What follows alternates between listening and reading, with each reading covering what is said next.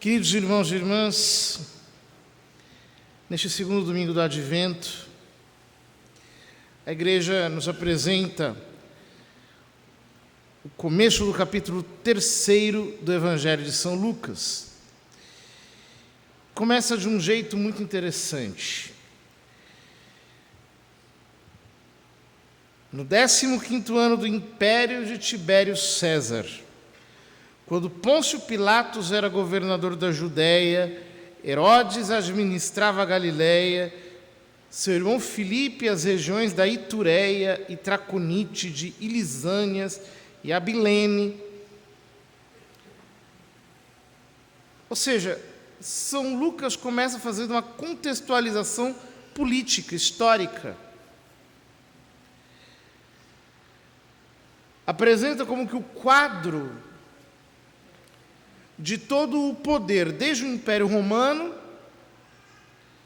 passando pelos governatoratos intermediários, os reinos que estavam sobre a localidade da qual ele fala de uma maneira especial. E depois ele disse, quando Anás e Caifás eram sumos sacerdotes, o que é muito interessante, porque o sumo sacerdote é um só. Quando ele diz que Anás e Caifás, sogro e genro, eram sumos sacerdotes, ele está dizendo que ali havia um conluio um pouco suspeito, né?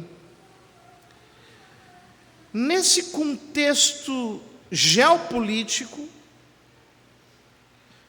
foi então que a palavra de Deus foi dirigida a João, filho de Zacarias, no deserto.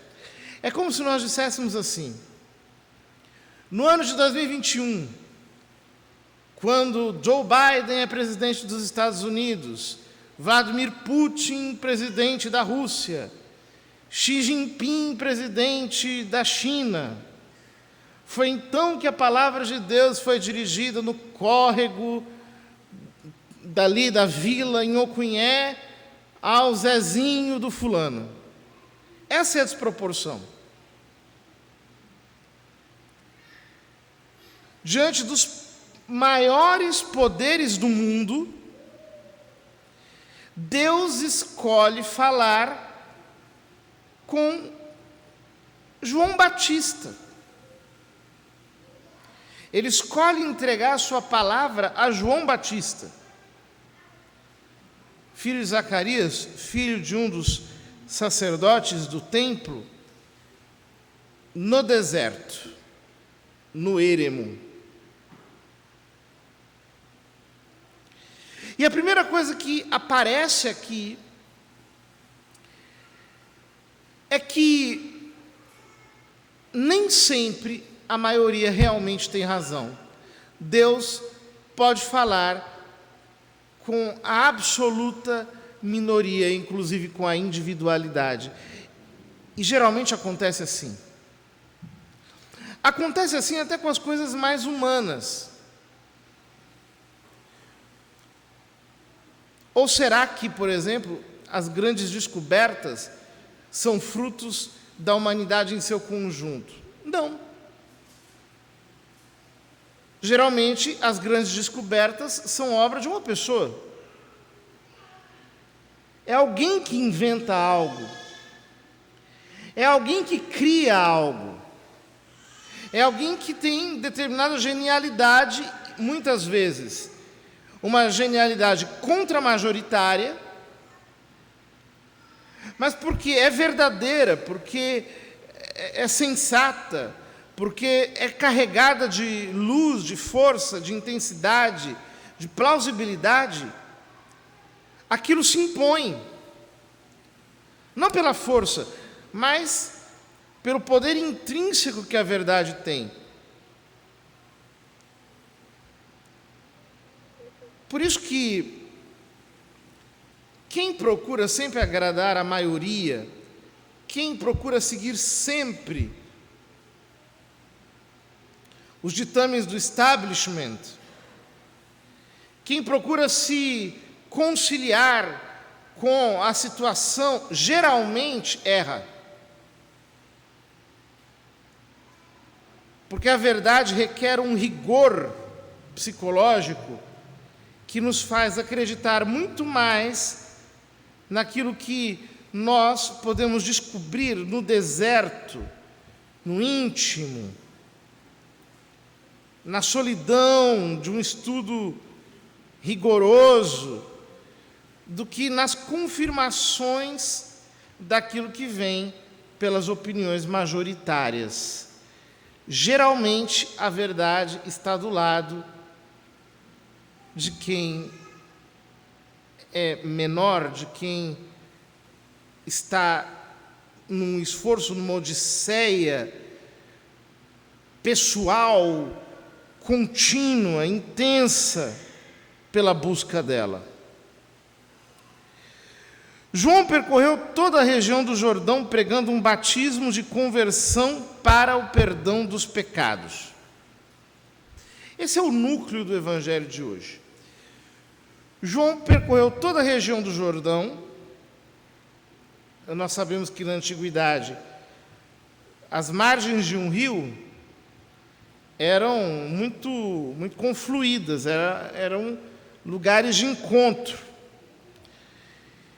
São João Batista vai ali para pregar o quê? Um batismo, um mergulho de conversão. A palavra conversão, metanoia em grego, significa mudança de pensamento, mudança da forma de pensar. Ou seja, São João estava pregando um mergulho numa mudança de pensamento. Ele estava pregando um batismo de transformação interior, mental, psicológica, profunda, que vai até a essência do ser, para o perdão dos pecados, para que nós possamos, digamos assim, desinstalar a lógica do pecado de dentro de nós, como alguém que consegue desinstalar um software do seu coração. Ora, é impossível reformar a própria consciência sendo subserviente ao espírito do tempo. O espírito do tempo é, digamos assim, a atmosfera cultural, sociológica, as tendências do momento, as preferências dos homens. É o mundanismo, para utilizar uma palavra, digamos assim, bíblica. Quando nós somos subservientes ao mundanismo, então nós reproduzimos tudo aquilo que é vigente na sociedade como tal. Nós imitamos o comportamento das pessoas que estão aí, mundo afora. É impossível converter-se desse modo. Por quê? A conversão é uma mudança no modo de pensar, é uma profunda mudança nas estruturas das nossas formas de pensar. E, portanto, nós precisamos como que sair um pouco da ditadura, da imposição, daquilo que São Paulo, na carta aos Efésios, chama de a influência dos déspotas deste mundo que atuam nas regiões celestes, nos ares. Nós precisamos nos recolher. Nós precisamos ir para um lugar de individualidade, de pessoalidade, de intimidade, para nos confrontarmos com a palavra de Deus e revermos as nossas atitudes. Esse é um processo que demanda muitas vezes anos e anos e anos. E é um processo que precisa ser feito. Caso contrário, a nossa conversão não é profunda, é uma conversão superficial, é uma conversão apenas de aparência, como a conversão de muitos cristãos que não chegou, digamos assim, à essência do seu pensamento. Por exemplo, há pessoas que eram agressivas, falavam mal dos outros, e aí elas vêm para a igreja, se convertem, mas continuam falando mal dos outros, só que por outros motivos. Por exemplo, falam mal dos outros porque os outros não vêm para a igreja, falam mal dos outros porque os outros não estão conosco, etc. E continuam com a mesma agressividade, com a mesma raiva de antes. O fulano, por exemplo, gosta de polêmica. Então fica o tempo inteiro achando chifre em cabeça de cavalo, perseguindo, atacando, etc. Aí se converte. Mas continua ainda sendo um cultivador de discórdia, de discussão vazia, de contenda de palavras. Não sai desse mesmo registro. Antes xingava. Então, se alguém pisasse no seu calo, tinha reações explosivas de fúria. Hoje, talvez ele não diga palavrão, mas ele dá um grito, né? Por exemplo, diz abençoado para o outro que o ofendeu, com uma raiva tão grande que dá na mesma que um palavrão. A energia é aquela.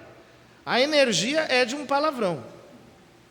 Ou seja, a mudança aconteceu, mas ela ficou apenas na superfície. Ela ficou apenas do lado de fora. A pessoa não deu um mergulho profundo para mudar a forma do seu pensamento. Ela não vasculhou até a raiz do seu ser para desinstalar da sua personalidade todas aquelas reações que são incompatíveis com o Evangelho. Reações de apego às coisas materiais, reações de dependência dos prazeres, sejam eles quais forem, reações de egoísmo, soberba, de orgulho, de desejo, de preponderância, de supremacia. Nós precisamos tirar isso de nós. Mas nós não podemos fazer isso sem a ajuda da graça de Deus. Nós não conseguimos fazer isso sem que Deus mesmo coloque a sua graça em nós e realize esse trabalho. Mas aí nós vamos pensar, como é possível isso? De que modo nós podemos abrir espaço para que a graça divina realize esse trabalho de conversão, de mudança, de transformação em nós? Pois é, nós precisamos ir para o deserto, ir para este lugar de individualidade diante de Deus e nos confrontarmos sinceramente com a sua palavra, desarmados. Totalmente desarmados. E através da oração, da súplica, através da meditação, irmos abrindo o nosso coração para que o próprio Senhor nos transforme. Porque é preciso preparar o caminho do Senhor. São Lucas cita a profecia de Isaías quando diz: esta é a voz daquele que grita no deserto, preparai o caminho do Senhor, endireitai suas veredas. todo vale será aterrado, toda montanha e colina serão rebaixadas. Ou seja, este é um trabalho nosso. Deus está nos dizendo: preparai o caminho do Senhor. É preciso dispor-se, é preciso colocar-se à escuta, é preciso estar nas mãos de Deus. São Paulo, na segunda leitura, nos diz: sempre em todas as minhas orações rezo por vós com alegria, por causa da vossa comunhão conosco na divulgação do Evangelho desde o primeiro dia até agora. Tenho certeza de que aquele que começou em vós uma boa obra há de levá-la à perfeição até ao dia de Cristo Jesus. Ele, Deus, aquele que começou em nós a boa obra, o autor da Epístola aos Hebreus diz que Jesus é o autor e o consumador, o terminador, ele é o começador e o finalizador da nossa fé. Aquele que começou em nós uma boa obra há de levá-la a seu pleno cumprimento. A nossa missão consiste em nos expormos a Ele, em estarmos diante dEle com o nosso coração desarmado, rendido, desprotegido, disponível para o arrependimento, para a reforma, para a revisão das nossas condutas. E assim, Ele virá até nós. Ele nos irá transformar verdadeiramente. E que maravilha isso! O processo da nossa reforma interior é um processo muitas vezes doloroso, é humilhante, é um processo de muitas lágrimas. O Salmo diz que os que lançam as sementes entre lágrimas ceifarão com alegria.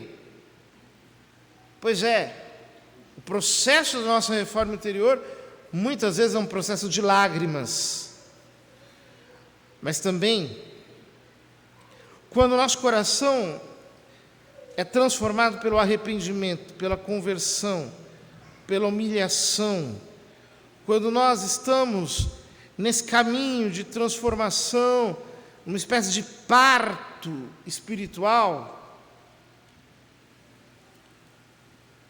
depois nós temos a alegria de o conhecimento de Deus mais pleno, mais perfeito, mais elevado. O profeta Baruque, o maravilhoso profeta Baruque, diz na primeira leitura: despe, ó Jerusalém, a veste de luto e de aflição, reveste para sempre os adornos da glória vinda de Deus, cobre-te com o manto da justiça que vem de Deus, põe na cabeça o diadema da glória do Eterno. Que palavras de exortação tão maravilhosas! São palavras dirigidas à nossa alma, como que nos dizendo: vai para o deserto, vai para o exílio, vai para esse lugar de solidão, vai para esse lugar de humilhação, mergulha numa transformação profunda, reforma os teus pensamentos, porque quando você voltar de lá, você vai voltar pulando de alegria, alegre, purificado.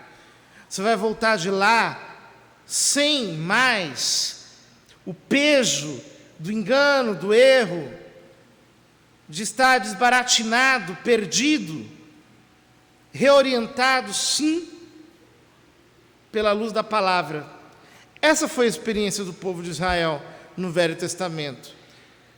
Antes do exílio de Babilônia, eles viviam caindo na idolatria. Os profetas acusavam, os profetas diziam o quão horroroso era aquele contínuo prevaricar dos israelitas. Depois que foram para o exílio e de lá voltaram, já não caíram mais na idolatria. eles aprenderam que só o Senhor é Deus. O deserto, o exílio podem ser dolorosos, mas nós precisamos muitas vezes nos afastar de todo o contexto do espírito do tempo para termos um confronto íntimo com a palavra, a fim de que Deus complete a sua obra e seja o único Senhor da nossa vida. Nós nunca voltamos desse confronto iguais. Nós voltamos desse confronto transformados. Nós voltamos desse confronto sabendo que só o Senhor é Deus. Nós somos seus servos. Somos criaturas imperfeitas, pobres, que necessitam dele de maneira radical. Que o Senhor nos ajude, queridos irmãos.